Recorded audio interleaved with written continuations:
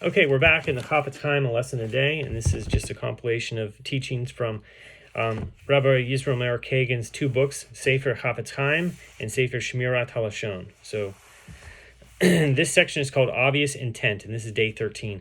While statements which have a negative connotation are prohibited, this would not apply where the listener can be expected to understand that nothing derogatory was intended. Therefore, halacha permits making an ambiguous statement if nothing derogatory is intended, and the unintended meaning of the statement is only mildly derogatory, and the statement is made in the presence of three people or in the presence of the person being discussed.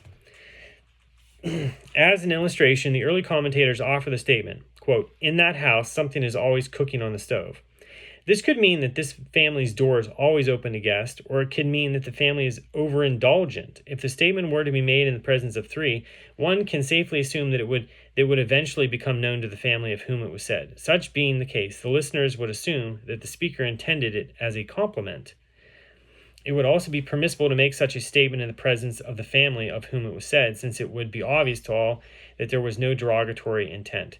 So in the margin it says, "Those who speak Lashon Hara cause the accuser to speak against the Jewish people."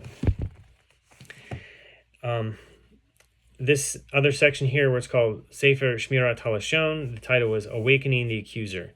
So Sifrei states that Hashem, as it were, does not want to associate with gossipers and rescue them from troubles.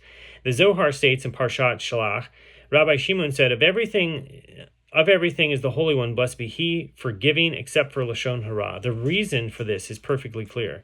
When a Jew speaks Lashon Hara, he causes accusation in heaven toward the Jewish people. In the words of the Zohar, Parshat Pekudei, this sin brings plague, sword, and murder to this world.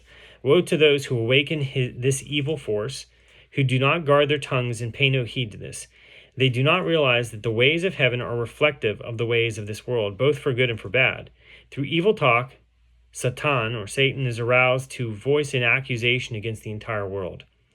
The father's great love for his child can impel him to make allowances for the child's bad behavior. When a father is forced to rebuke his child, he does it lovingly, with abundant compassion. However, if people come to the father and report that they witnessed how the child quarreled with others over nothing, that he embarked in ridicule his peers, the father will have no alternative but to take strong measures to ensure that his child mend his ways.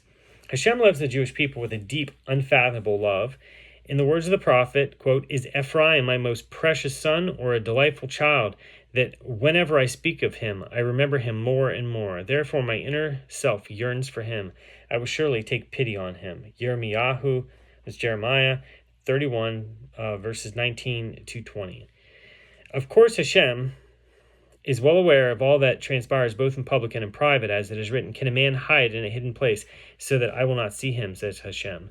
Jeremiah 23:24. Nevertheless, out of his great love for Israel, he is slow to anger and seeks to find merit for his nation, as it is written, "He gazes at no iniquity in Yaakov." It's Bamidbar 23, that's Numbers 23:21. In his infinite wisdom, Hashem has decreed that his judgment of man reflect the intercessions and accusations of the heavenly angels. When the accuser, or Satan, comes before him to relate the sins of his people, then he feels compelled, as it were, to respond. And it is those who speak Lashon Hara who cause the accuser to speak against the Jewish people. So, thanks for watching.